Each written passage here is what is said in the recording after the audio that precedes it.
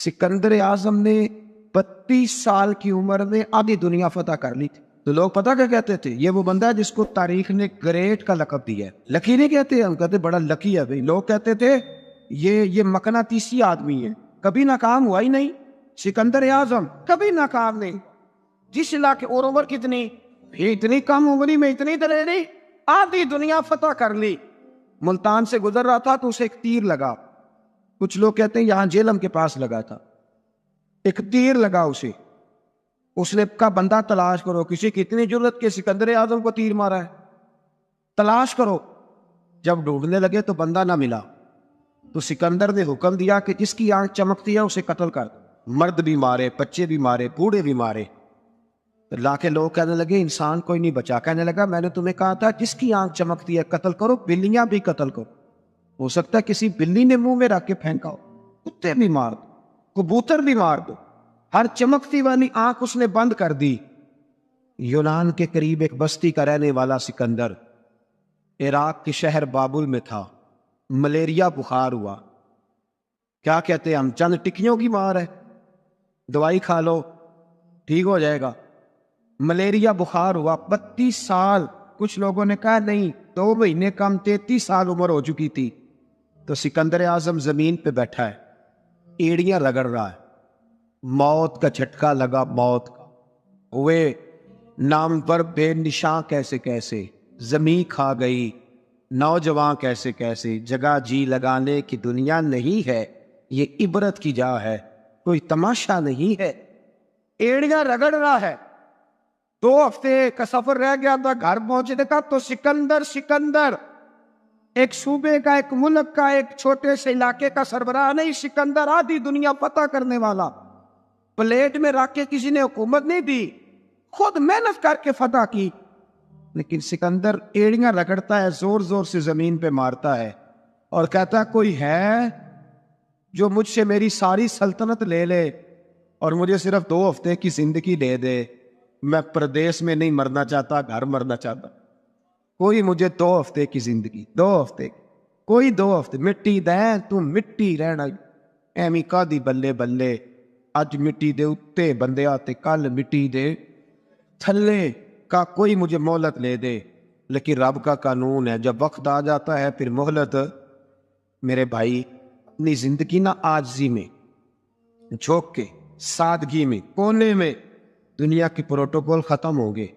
اصل پروٹوکول وہ ہے جو اللہ قیامت کے دن عطا فرمائے. میرے نبی پاک نے فرمایا امیر جو ہوں گے، امیر وہ چیونٹیوں کی شکل میں ہوں گے اور غریب اپنے پیروں کے نیچے انہیں مسل کے چلے جائیں. یہ وہ والے امیر جو تکبر کرتے تھے. ورنہ تو امیر حضرت عثمان غنی بھی ہیں، حضرت عبد الرحمن ابن عوف بھی ہیں، حضرت سلمان علیہ السلام.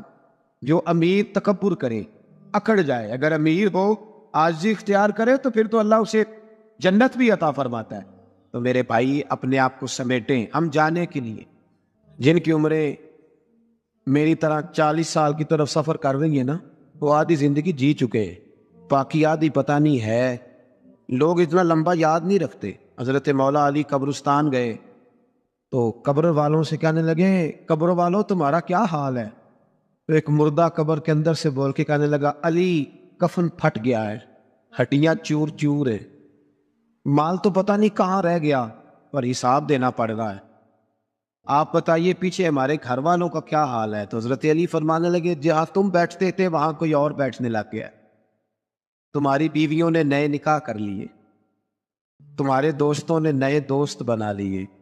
اب تو لوگ تمہیں یاد بھی نہیں کرتے، اب تو تمہارا ذکر ہی کوئی نہیں کرتا.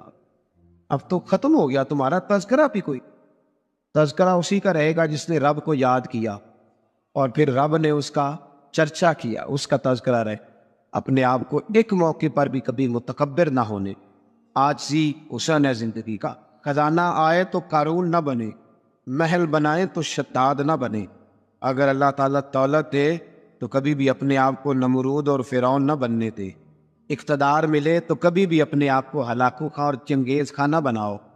اور اگر نمازی بنو تو وہ والے نمازی بنو جو نمازی بھی ہوتا ہے. حضرت عمر فاروق کو کسی نے عید والے دن دیکھا تو عمر رو رہے تھے. چھوٹی عید والے دن. ہمارے ہاں تو لوگوں نے ڈیک تیار کر کے رکھ لیے ہیں، تیاری ہو گئی ہے، چاند رات کو جو نیکیاں کمائی ہیں وہ ساری شیطان کے حوالے کریں گے معاذن اللہ ماشاء اللہ، اس کو کہیں گے لے جا، ہم نے کمائی ہے تیرے لیے، فوراً پہلی رات ہی، ادھر اعلان ہوا نہیں ادھر تماشے لگے نہیں معاذن۔ حضرت عمر عید والے دن رو رہے تھے، کسی نے کہا عمر یہ خوشی کا دن ہے آپ رو رہے ہیں، تو فرمانے لگے خوش تو وہ ہونا جس کو یقین ہے کہ اس کا نماز روزہ قبول ہو گیا، مجھے تو ابھی پتہ ہی نہیں میرا قبول ہوا ہے کہ واپس کر دیا جائے گا، جاؤ مجھے کچھ خبری سناؤ آ کے کہ میرا قبول ہوا۔ وہ تو بے نیاز ہے، وہ تو دل کرے تو کہے جا اٹھا کے لے جا، تیرا مجھے پسند ہی نہیں، عاجزی میں رہے، انکساری میں رہے، عمل کر کے روئے، کہے مولا تیرے قابل تو نہیں پر تو مہربانی فرما اسے قبول فرما۔ حضرت سلطان باہو رحمت اللہ تعالی علیہ کے ایک خادم ہوئے ہیں، ان کا اصل نام امیر بابا لکھا ہے بعض جگہوں پہ، لیکن ان کو کڈن میاں، بڈھے میاں کئی ناموں سے یاد کیا جاتا ہے، بڑے درویش صاحب حضوری آدمی تھے۔ اکثر لوگ دم درود کرانے آتے تھے ان کے پاس، بزرگوں کے پاس لوگ آتے ہیں، اللہ کے بندے دعا کرتے ہیں تو اللہ خیر فرما دیتا ہے۔ آج کل کا زمانہ نہیں، اب تو دکانداری ہے نا، ٹوکن چلتے ہیں، تو اللہ تعالیٰ خیر کرے، حالات بڑے عجیب و غریب ہے۔ تو ان کے پاس لوگ آیا کرتے تھے دم کرانے، انہوں نے نا دور ایک برتن رکھا ہوا تھا، تو کوئی آدمی آتا تو تھوڑا سا اس میں نذرانہ ڈالتا، تو کہتا حضرت جی میرا یہ کام ہے یہ کر دیں۔ وہ خلیفہ تھے حضرت سلطان باہو، وہ گردن چکاتے، تھوڑی دیر کے بعد سر اٹھاتے، کہتے تیرا کام ہو جائے گا۔ صحیح مسلم کی حدیث ہے، نبی پاک نے فرمایا رب اشغاز اکبر لو اقسم علی اللہ لا ابرہ، اللہ کے کچھ بندے ایسے ہیں جو اللہ کو قسم بھی دے تو اللہ ان کی قسم پوری کر دیتا ہے، ان کے کپڑے مٹی سے بھرے ہوتے ہیں پر اللہ کو کہہ دے تو اللہ کر دیتا ہے۔ حضرت سلطان باہو کے وہ خلیفہ کہتے ہو جائے گا تو ہو جاتا، پھر کوئی بندہ آگے کہتا یہ نذرانہ ڈال دیا ہے تو کام گردن جھکاتے، کہتے اپنے پیسے نکال کے لے جا تیرا کام کوئی نہیں ہونا۔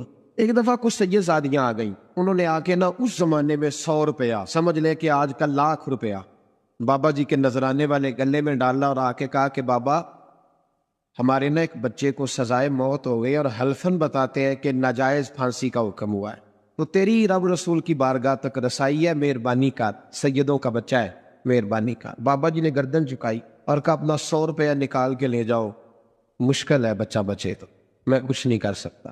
سید آدمیاں تھی روتی ہوئی لوٹ گئیں، بچے کی نانی زندہ تھی، ان کو جا کے بتایا تو وہ رونے لگ گئیں، کہنے لگی تمہیں بات نہیں کرنی آئی، اللہ کے بندے بڑے نرم دل ہوتے، تمہیں منانا نہیں آیا، ورنہ یہ ہو سکتا تھا میں جاتی ہوں۔ وہ آئی 100 روپیہ ڈالا اور بابا جی امیر صاحب کے پاس بیٹھ کے کہنے لگی بابا بات یہ ہے کہ ہم سید ہے سارا ہمارے گھرانے کا، پر چلو آج تک رسائی تیری ہے، آج کل تیرے تعلقات مضبوط ہے تو مہربانی کر، کوئی غلط بات نہیں، بچے کو پھانسی غلط ہو رہی، مہربانی کر۔ بابا کہنے لگا اماں میرے بس میں نہیں، میں بھی تو اللہ کا کمزور بندہ ہوں نا، مالک کا کمزور بندہ ہوں، وہ ضروری نہیں، دعا پہ فضل ہوتا ہے، اگر اس کی مشیت ہو تو پھر بندہ کیا کر سکتا ہے، تو اماں یہ کام نہیں ہو سکتا۔ تو اماں رونے لگ گئی، کہنے لگی کوئی نہیں، میں قیامت کے دن حضور کی بارگاہ میں تیری شکایت کروں گی، میں کہوں گی کہ میں نے بتایا تھا میں سید ہوں، اس نے توجہ ہی نہیں کی، میرا کوئی خیال ہی نہیں کیا۔ بابا صاحب فرمانے لگے اماں پیسے نہ نکالنا، جا تیرا کام ہو جائے گا، جا تو ہو گیا تیرا مسئلہ ہو جائے گا۔ وہ آپ پیسے رکھتے تھے تو سال کے بعد 6 مہینے کے بعد مہینے کے بعد جا کے حضرت سلطان باہو کو دے کے آیا کر، وہ وہاں لنگر میں یا کسی جگہ خرچ کرتے۔ جس دن اس بچے کی پھانسی کا وقت تھا نا تو وہ بابا جی حضرت سلطان باہو کے پاس چلے گئے۔ حضرت سلطان باہو کے مزار پہ جو دوست گئے ہیں یا میرے ساتھ گئے ہیں وہ جانتے ہیں کہ گڑھ موڑ سے یوں مڑتے آگے دربار ہے، تو گڑھ موڑ پہ حضرت سلطان باہو ان کے استقبال ان کو وہاں پتہ چل گیا کہ وہ آ رہا ہے، آئے دروازے گڑھ موڑ تک، مرید ساتھ تھے، حضرت سلطان باہو کہنے لگے یار تو نے اچھا نہیں کیا، اپنے خلیفے تو نے اچھا نہیں، کہنے لگے حضور چارہ کوئی نہیں تھا، سید زادیاں آ گئی تھی، حضور کا خاندان تھا، میں کیا کرتا؟ مرید کہتے ہمیں سمجھ نہیں آ رہی کہ یہ کیا ہو رہا ہے، کہنے لگے مجبوری تھی، کیا کرتا، کدھر جاتا، حضور کا خاندان تھا، کہا تو نے اچھا نہیں، کہتے ہمیں نہیں سمجھ آ رہی کہ تو نے اچھا نہیں کیا، وہ کہتے ہیں حضور کا خاندان تھا، اس کا معنی کیا ہے؟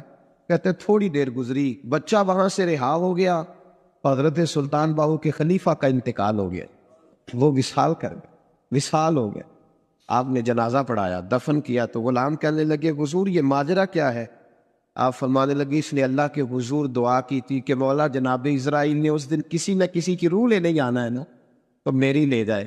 اب سید زادیاں دروازے پہ آ گئی ہے تو سادات کو تو خالی نہیں نہ بھیجا جا سکتا، مصطفیٰ کا خاندان ہے، حضور میری روح لے جائی جائے اور اس سید زادے کو چھوڑ دیا جائے۔ فرمائے اس نے اللہ کے حضور قربانی دے کے وَفَدَيْنَاهُ بِذِبْحٍ عَظِيمٍ۔ حضرت سلطان باہو رحمۃ اللہ علیہ کے جو والد تھے ان کا نام تھا حضرت بازید، جاگیردار تھے، دنیا دار تھے، بہت بڑے مالدار تھے۔ فرماتے مذہب کی طرف میرا رجحان نہیں تھا۔ چوتھی شادی کی بی بی راستی کے ساتھ۔ بی بی صاحبہ بڑی نیک تھی۔ بی بی صاحبہ کہتی ہے میرا دل کرتا تھا میرا خامد بھی نمازی ہو جائے، اور عام دنیا دار نہیں تھے، 7 جاگیروں کے مالک تھے، تو بہت بڑے جاگیردار تھے حضرت سلطان باہو رحمۃ اللہ علیہ کے والد۔ بی بی صاحبہ کہتی ہے نمازی بنانا تھا خامد کو۔ میں کونسلر صاحب نوں میں کیا ماشاءاللہ جیت گئے ہو؟ کہندے ہاں جی۔ میں کہندے جی کوئی حکم ہوئے تو میں دسو۔ میں کیا حکم ہے کہ تسی اپنے ہلکے دے بندیاں دی ڈیوٹی لانی، کیڑا نماز حاضری لانی ہے، کیڑا نماز پڑھنا ہوندا تے کیڑا نہیں ہوندا۔ کہنے لگے بڑے سیانے نکلے ہو، پہلا مینوں ہی مسیتے باڑ چھڑیا جی، میں جاؤں گا تے دوجیاں دی حاضری لاؤں گا نا۔ تو خاوند نمازی بنائے گا بیوی کو تو اس سے پہلے خود بنے گا تو بنائے گا نا جی۔ تو اگر خاوند کہہ دے تو پڑھیا کر، میرے پیچھے نہ لگی کیونکہ جنی کو تو پڑھنی اونی میں پڑھنی ہے نا۔ تو آج میں ایک دوست کو کہہ رہا تھا بچے وہ کام نہیں کرتے جو آپ کہتے ہیں، اور میں نے جمعے میں بھی کہا تھا بچے وہ کرتے ہیں جو ہمارا عمل دیکھ کے بچے چلتے ہیں، صرف بات پہ عمل نہیں کرتے۔ بی بی راستی کہتی ہے میں نے ٹھان لی کہ میں نے اس جگیردار کو، وڈیرے کو، اس موٹے بڑے چودھری کو میں نے نمازی بنانا اور بنا کے دکھانا ہے نمازی۔ بی بی صاحبہ کہتی ہیں کہ وہ جس خاتون کی بھی باری ہوتی تھی، 4 بیویاں ہوتی تھی، وہ اس کا حق ادا کرتے تو بعد میں اپنی خوابگاہ میں جا کے آرام کرتے۔ ان کا جو خادم تھا ملازم، وہ رات کو دودھ کا پیالہ انہیں دینے جاتا تھا، سونے سے پہلے ان کے پاس دودھ کا پیالہ پہنچتا تھا۔ تو بی بی صاحبہ کہتی ہے میں نے رات کو ملازم سے کہا دودھ دینے تو نہیں جائے گا، میں جاؤں گی۔ کہ میں آدھی رات کو دودھ کا پیالہ لے کے حاضر ہوئی۔ تو کیسے آئی؟ میں نے کہا بی بی ہوں، آ گئی ہوں، تو اب مہربانی کریں۔ میں نے کہا اگر اجازت دیں تو آپ کے پیر نہ دبا دوں۔ چل دبا دے۔ بی بی کہتی ہے پیر دباتے دباتے میں نے کہا اگر اجازت دیں تو صبح نماز کے لیے جگا دوں، یہ نماز کی تبلیغ ہو رہی ہے۔